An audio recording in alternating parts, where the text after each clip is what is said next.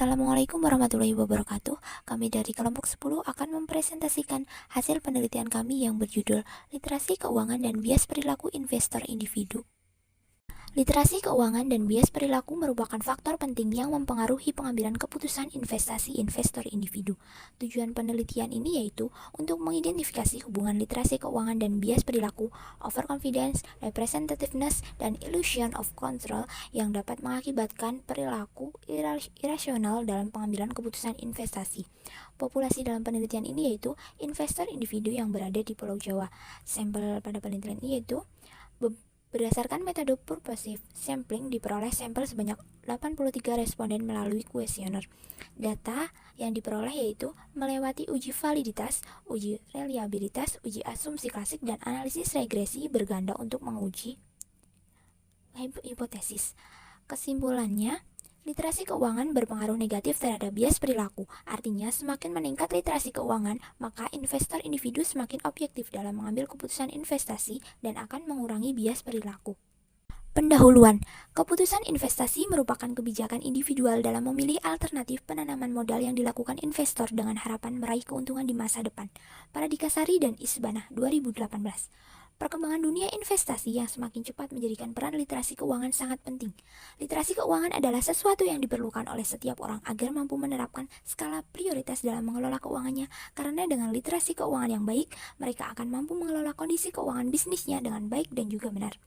Berdasarkan hasil survei nasional literasi keuangan yang dilakukan Otoritas Jasa Keuangan pada tahun 2019 menunjukkan indeks literasi keuangan Indonesia meningkat sebesar 8,33% dari 29,7% di tahun 2016 menjadi 38,03% di tahun 2018.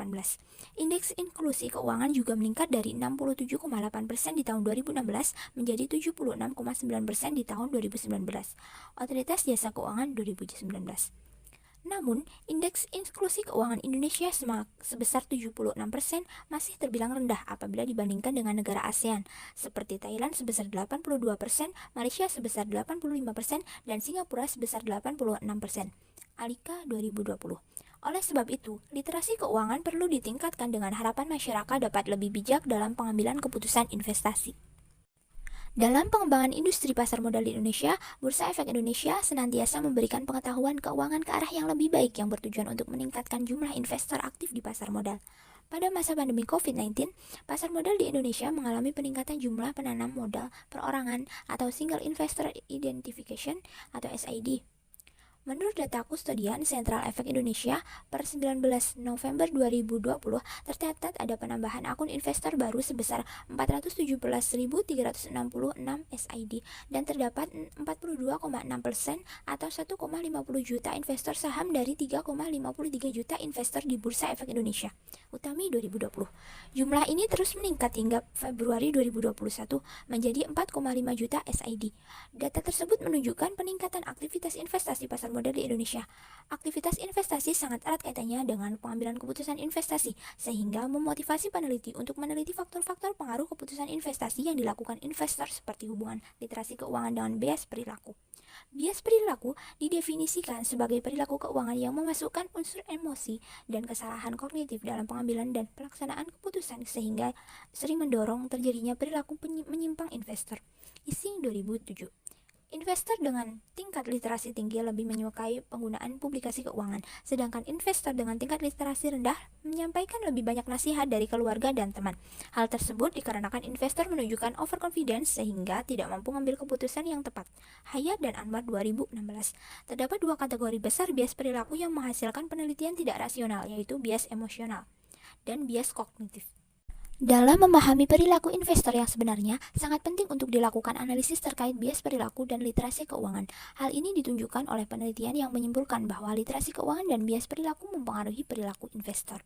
Tanpa literasi keuangan, investor tidak akan mungkin membuat keputusan investasi yang rumit dan akan sulit untuk memitigasi bias perilaku yang dihadapi investor. Namun, untuk mengidentifikasi hubungan yang sebenarnya antara literasi keuangan dan bias perilaku, penelitian ini dilakukan untuk mengabarkan bukti empiris terkait hubungan tersebut. Jadi, penelitian ini berfokus pada pengukuran literasi keuangan, mengidentifikasi kemungkinan bias perilaku, dan mengetahui hubungan antara literasi keuangan dan bias perilaku investor individu di Pulau Jawa. Penelitian terdahulu, menurut Butcher Conan dan Ziegel-Miller 2012, individu dengan tingkat pengetahuan keuangan yang rendah dan kemampuan kognitif yang tinggi cenderung menghadapi bias dan membuat kesalahan dalam berinvestasi. Russell dan Ulah 2020 menyimpulkan bahwa terdapat hubungan negatif antara literasi keuangan dengan bias perilaku investor individu di Lahore. Artinya, adanya peningkatan literasi keuangan menyebabkan kemungkinan berkurangnya bias perilaku yang dihadapi investor. Takeda et al. 2013 menyimpulkan bahwa terdapat hubungan positif antara literasi keuangan dengan overconfidence, yang berarti investor dengan tingkat literasi tinggi cenderung kurang percaya diri, begitupun sebaliknya. Adil et al. 2021. Literatur telah lama membahas tentang sejauh mana keputusan investasi oleh investor bersikap rasional dan irasional. Penelitian yang dilakukan di tempat dan waktu berbeda membuktikan bahwa investor menunjukkan karakteristik perilaku berbeda. Onzen dan Gursel 2019. Pada tahun 2016, Budi, Kana, dan Marcus menjelaskan bahwa behavioral finance theory merupakan teori keuangan tentang sikap individu yang mengabaikan segala hal dan sengaja membuat perbedaan dalam pengambilan keputusan. Prospek teori mengasumsikan bahwa perilaku individu dalam mengambil keputusan tidak selamanya rasional, tidak selalu bertindak sesuai dengan standar teori keuangan, dan dapat dipengaruhi oleh bias. Kahneman dan Tversky 1979. Alasan pemilihan sampel. Badan Koordinasi Penanaman Modal (BKPM) mencatat investasi di luar Pulau Jawa selama triwulan 1 2021 mendominasi realisasi investasi dibandingkan di Pulau Jawa. Investasi di luar Jawa sebesar Rp114,4 triliun atau 52,1%, sedangkan di Jawa hanya sebesar Rp105,3 triliun atau 47,9%. Kepala BPKM Bahlil Lahadalia mengatakan bahwa kenaikan realisasi investasi di luar Pulau Jawa ini merupakan sejarah baru pertama pasca reformasi Rantung 2021. Oleh sebab itu, peneliti tertarik untuk meneliti investor individu di Pulau Jawa karena sebelumnya investasi di Pulau Jawa mendominasi realisasi investasi. Berikut ini adalah teori yang digunakan untuk mendukung penelitian. Pertama, teori perilaku keuangan. Budi, Kane, dan Marcus mengasumsikan bahwa teori perilaku keuangan adalah sikap individu yang mengabaikan segala hal dan sengaja membuat perbedaan dalam pengambilan keputusan. Perbedaan dalam pengambilan keputusan yang dimaksud adalah gabungan aspek perilaku dan psikologis. Kedua, teori prospek. Teori prospek ini mengasumsikan bahwa perilaku individu dalam pengambilan keputusan tidak selalu rasional, sehingga dapat dipengaruhi oleh bias. Teori yang ketiga adalah teori utilitas harapan. Teori ini relatif mendominasi pengambilan keputusan investasi secara rasional. Selanjutnya, literasi keuangan yang dijadikan variabel independen pada penelitian ini merupakan suatu aktivitas guna meningkatkan pengetahuan, keterampilan, dan keyakinan yang mempengaruhi sikap dan perilaku masyarakat.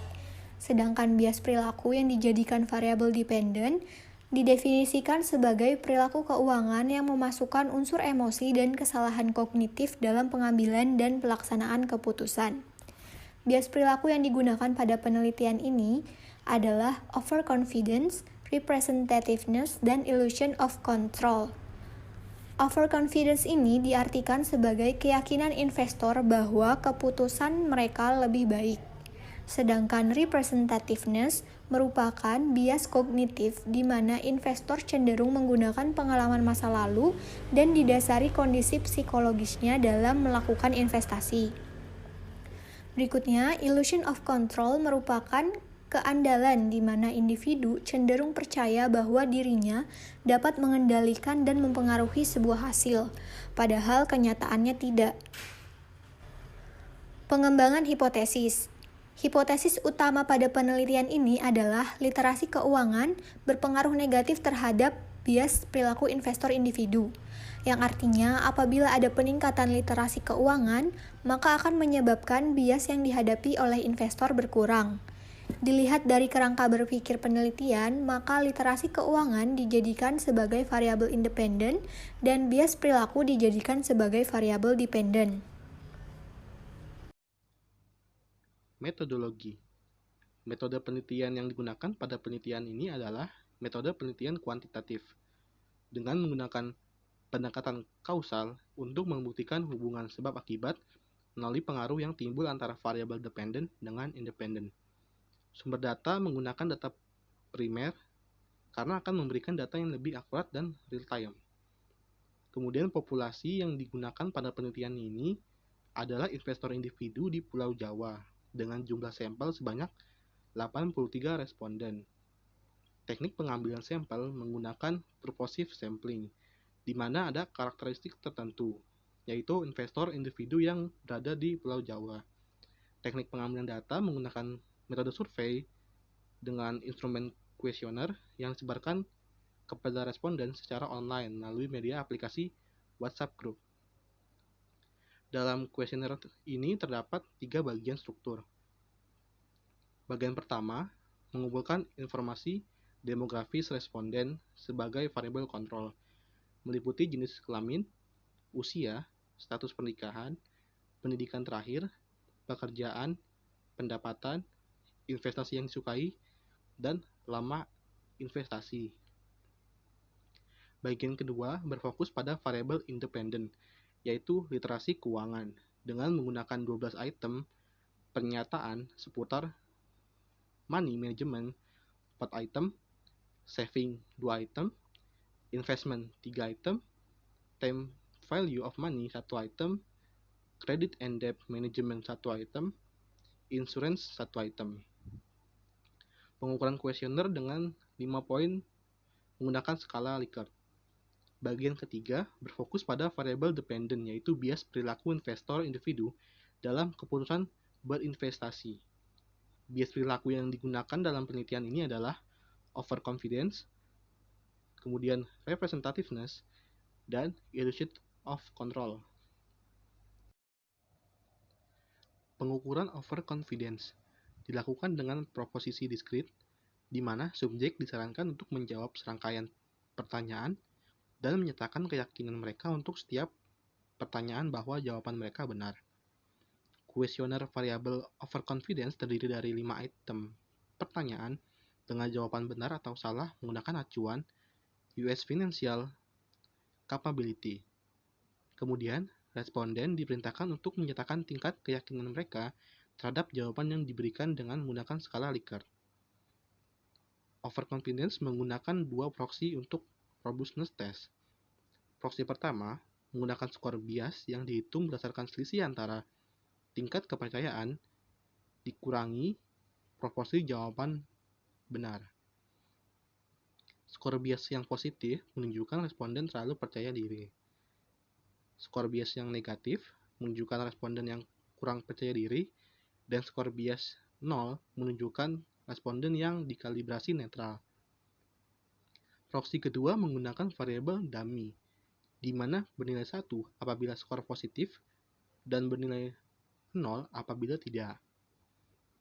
Kemudian untuk bias perilaku representativeness dan illusion of control menggunakan 3 item pernyataan menggunakan skala Likert yang dimasukkan ke dalam SPSS. Metode analisis.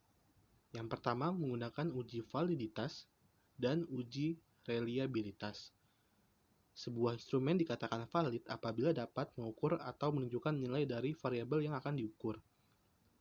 R hitung lebih besar dari R tabel. Semakin tinggi validitas, maka semakin valid pula instrumen yang digunakan dan begitu pula sebaliknya. Sedangkan reliabilitas menunjukkan bahwa instrumen yang digunakan dapat mengukur suatu secara konsisten dari waktu ke waktu. Cron-based alpha digunakan untuk menguji reliabilitas variabel. Nilai cron-based alpha harus lebih besar dari 0,6, menunjukkan bahwa variabel bersifat reliable. Selanjutnya, uji asumsi klasik, seperti uji normalitas, kemudian uji heteroskedastisitas, kemudian uji Durbin-Watson, uji autokorelasi, dan uji linearitas. Uji normalitas data dilakukan dengan uji Kolmogorov-Smirnov. Suatu data dinyatakan berdistribusi normal jika nilai A-P signifikasi hasil perhitungan lebih besar dari 0,05. Uji heteroskedastisitas digunakan untuk menguji apakah dalam suatu model regresi terdapat ketidaksamaan variansi dari residual satu pengamatan ke pengamatan yang lain. Nilai signifikasi antara variabel independen dengan absolut residual lebih besar 0,05, menunjukkan tidak terjadinya heteroskedastisitas. Kemudian selanjutnya ada uji Durbin-Watson, digunakan untuk autokorelasi. Nilai uji Durbin-Watson sebesar du kurang dari d kurang dari 4du menunjukkan bahwa tidak terjadinya autokorelasi. Kemudian yang terakhir, uji linearitas untuk menilai ada atau tidaknya hubungan yang linear antara variabel independen dan dependen. Nilai signifikasi deviation from linearity lebih besar 0,05 menunjukkan terdapat hubungan yang linear antara variabel independen dan variabel dependen. Analisis regresi digunakan untuk memeriksa hubungan literasi keuangan dan bias perilaku investor individu. Dengan rumus Y, bias perilaku sama dengan beta 0 ditambah beta 1, literasi keuangan ditambah variabel kontrol dari B2 sampai B9 ditambah E1. Uji hipotesis. Yang pertama, analisis statistik deskriptif dengan variabel demografis sebagai variabel kontrol. Dalam data tersebut, mayoritas jenis kelamin yaitu wanita dengan 47 responden 56,6%, sedangkan laki-laki 36 responden 43,4%. Selanjutnya, usia 17 sampai 20 tahun ada 34 responden, 21 sampai 30 tahun ada 49 responden. Status pernikahan didominasi oleh belum menikah dengan 81 responden, sedangkan menikah hanya 2 responden. Pendidikan terakhir, SMA sebanyak 64 responden, kemudian D1, D2, D3, 8 responden, sarjana 10 responden, dan pasca sarjana ada 1 responden. Selanjutnya, pekerjaan. Mahasiswa sebanyak 75 responden, wira swasta 5 responden, dan lainnya 3 responden. Pendapatan kurang dari 500.000, ada 51 responden, 500.000 sampai dengan 3 juta, 27 responden, 3 juta sampai dengan 5 juta, 2 responden, dan lebih dari 5 juta ada 3 responden. Selanjutnya, investasi yang disukai. Yang pertama ada saham dengan 47 responden, reksadana 18 responden, dan lainnya seperti emas dan cryptocurrency 18 responden. Lama investasi kurang dari 1 tahun ada 55 responden, 1 sampai 3 tahun ada 20 responden, dan lebih dari 3 tahun ada 8 responden. Uji hipotesis. Analisis statistik deskriptif. Pernyataan dengan variabel literasi keuangan sebagai variabel independen, variabel representativeness sebagai variabel dependen, dan illusion of control sebagai variabel dependen. Berdasarkan tabel tersebut, dapat diketahui bahwa nilai min tertinggi pada variabel literasi keuangan, yang merupakan item pernyataan pertama terkait money management, yaitu sebesar 4,69. Hal ini menunjukkan bahwa investor setuju bahwa pengelolaan uang yang baik dapat membantu dalam membuat perencanaan jangka panjang dan jangka pendek. Sementara itu, nilai min tertinggi pada variabel representativeness adalah item pernyataan ketiga, yaitu sebesar 4,18. Artinya investor cenderung menghindari investasi di perusahaan dengan riwayat pendapatan buruk. Selanjutnya pada variabel illusion of control, nilai min tertinggi adalah item pernyataan pertama dan ketiga. Hal ini menunjukkan bahwa investor cenderung memilih sendiri investasinya dan mengandalkan kemampuan yang dimiliki untuk menjadi penentu keberhasilan dirinya sendiri. Uji hipotesis tabel 3. Analisis statistik deskriptif. Dalam tabel ini, literasi keuangan memiliki min yang tertinggi, yaitu 50,49. Menunjukkan bahwa dengan adanya peningkatan literasi keuangan, kemungkinan bias dalam keputusan investasi berkurang. Tingkat bias tertinggi terdeteksi pada illusion of control dengan nilai rata-rata sebesar 12,90. Kemudian selanjutnya ada representativeness sebesar 11,93. Sementara tingkat bias terendah ditunjukkan oleh bias overconfidence dengan rata-rata sebesar min 0,0029. Uji asumsi klasik. Yang pertama, uji normalitas. Data digunakan untuk melihat apakah variabel literasi keuangan yang digunakan memiliki keterkaitan dengan variabel bias perilaku. Besarnya nilai Kolmogorov-Smirnov pada literasi keuangan dan overconfidence adalah 0,066 dan tidak signifikan karena nilai signifikasi lebih dari 0,05 yaitu 0,200. Pada literasi keuangan dan representativeness sama dengan overconfidence sebesar 0,200. Sedangkan pada illusion of control sebesar 0,173. Hal ini berarti data residual terdistribusi normal. Yang kedua, uji multikolinearitas. Dilakukan dan diperoleh hasil variance inflation factor sebesar 1000 yang berarti kurang dari 10, maka dapat disimpulkan bahwa variabel tidak terjadi multikolinearitas. Yang ketiga, uji Durbin-Watson. Dilakukan untuk menilai ada atau tidaknya autokorelasi pada variabel. Semua variabel menunjukkan nilai uji Durbin-Watson yaitu DU kurang dari D kurang dari 4 DU, maka tidak terdapat autokorelasi. Yang keempat, uji heteroskedastisitas. Dilakukan dengan uji Gleiser dan diperoleh nilai signifikasi antara variabel literasi keuangan dengan absolut residual lebih dari 0,05 sehingga tidak terjadi hal tersebut. Yang kelima, uji asumsi klasik, uji linearitas.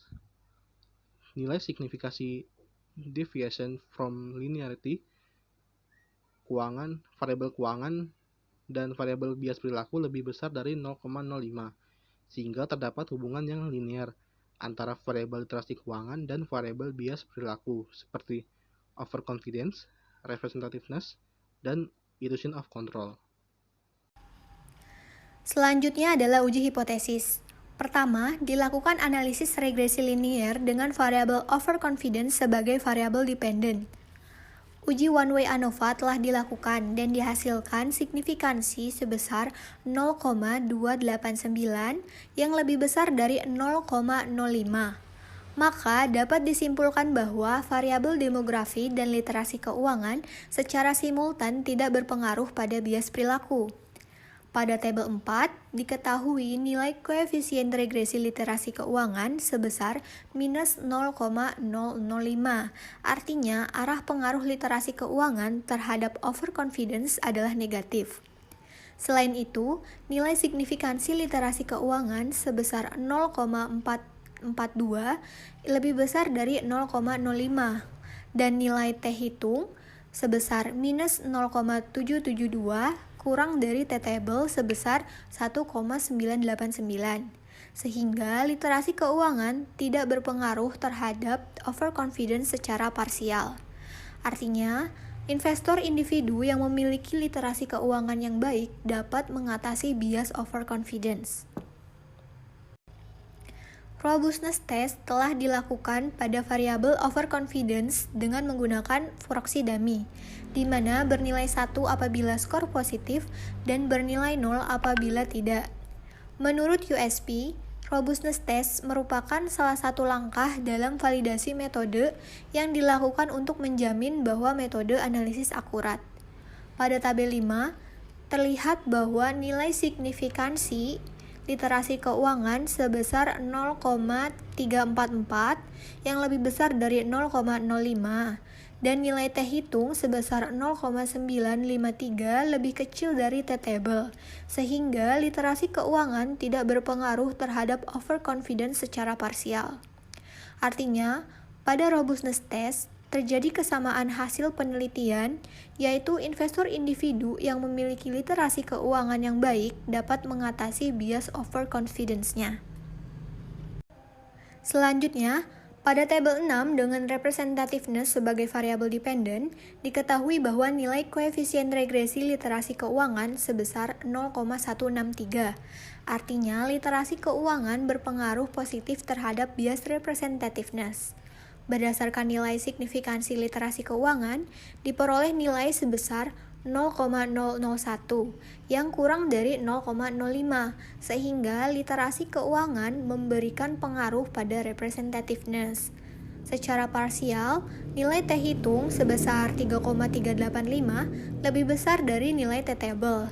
Hal tersebut menunjukkan bahwa literasi keuangan berpengaruh terhadap representativeness. Uji one-way ANOVA juga dilakukan dan diperoleh hasil bahwa variabel demografi dan literasi keuangan tidak berpengaruh terhadap bias perilaku secara simultan. Selanjutnya, tabel 7 menunjukkan hasil analisis regresi dengan illusion of control sebagai variabel dependent.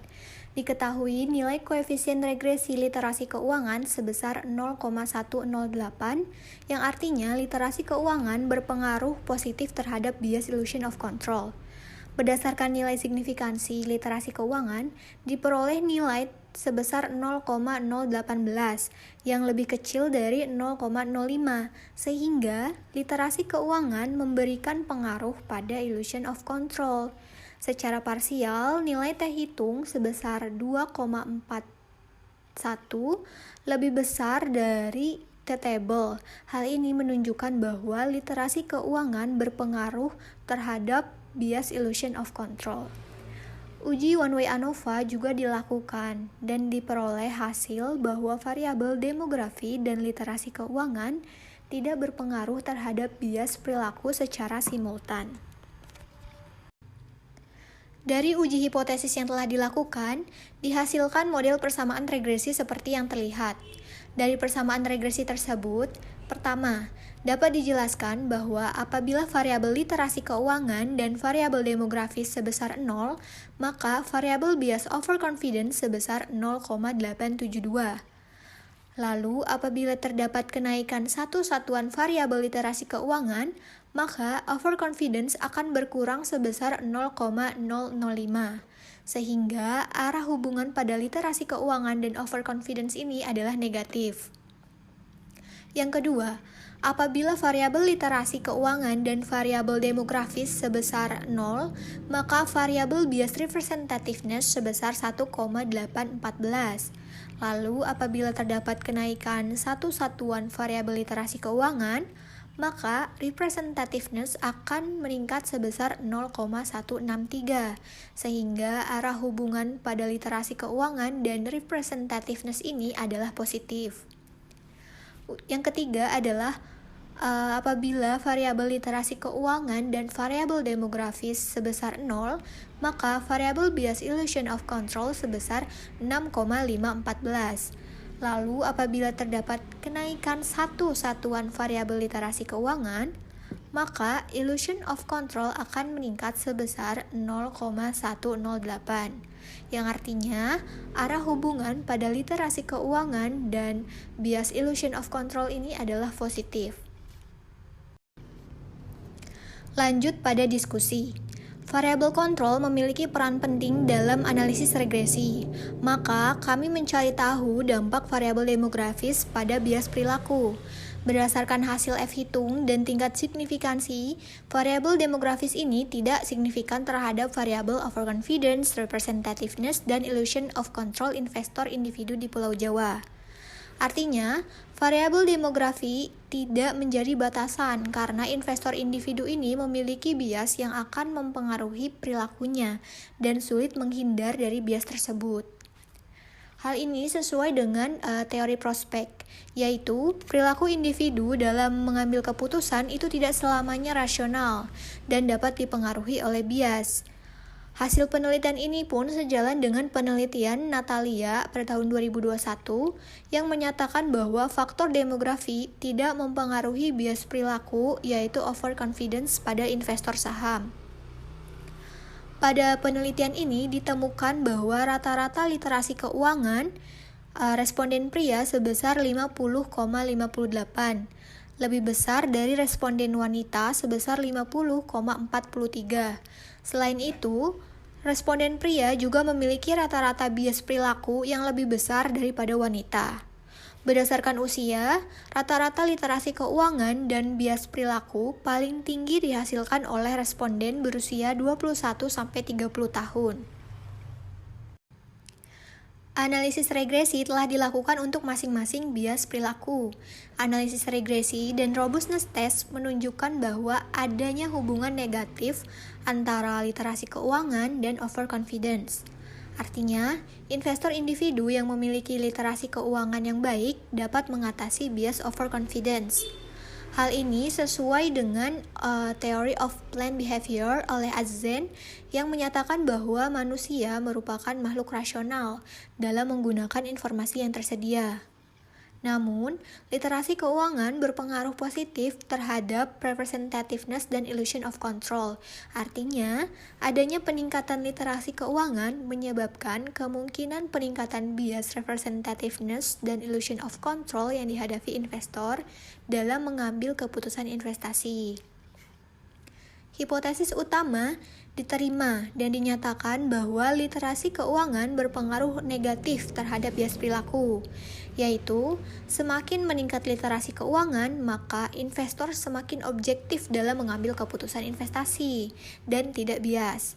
Hasil penelitian sejalan dengan penelitian Rosul dan Ulah pada tahun 2020 dan Demir Chan pada tahun 2016 yang menyimpulkan bahwa terdapat hubungan negatif antara literasi keuangan dengan bias perilaku investor individu. Slide berikutnya adalah kesimpulan. Dapat disimpulkan bahwa variabel demografis tidak menjadi batasan. Investor individu di Pulau Jawa memiliki bias yang akan mempengaruhi perilakunya dan sulit untuk menghindarinya. Penelitian ini juga menemukan bahwa investor individu di Pulau Jawa yang memiliki tingkat literasi tinggi cenderung kurang percaya diri atau dapat mengatasi bias overconfidence. Namun, adanya peningkatan literasi keuangan justru memungkinkan terjadinya peningkatan bias representativeness dan illusion of control. Sehingga pengaruh literasi keuangan terhadap bias perilaku itu tidak semuanya sama, karena tergantung dari faktor bias yang dijadikan objek penelitian. Nilai R-square yang rendah mengartikan bahwa terdapat faktor lain yang memiliki dampak signifikan pada bias perilaku. Oleh karena itu, hasil penelitian diharapkan dapat digunakan sebagai bahan pertimbangan bagi peneliti selanjutnya untuk mengembangkan kerangka penelitian untuk dijadikan literatur pada masa mendatang. Sedangkan bagi investor, penelitian ini diharapkan dapat dijadikan sebagai bahan pertimbangan dalam berinvestasi. Sekian pembahasan riset dari kelompok kami terkait literasi keuangan dan bias perilaku investor individu. Kami ucapkan terima kasih. Wassalamualaikum warahmatullahi wabarakatuh.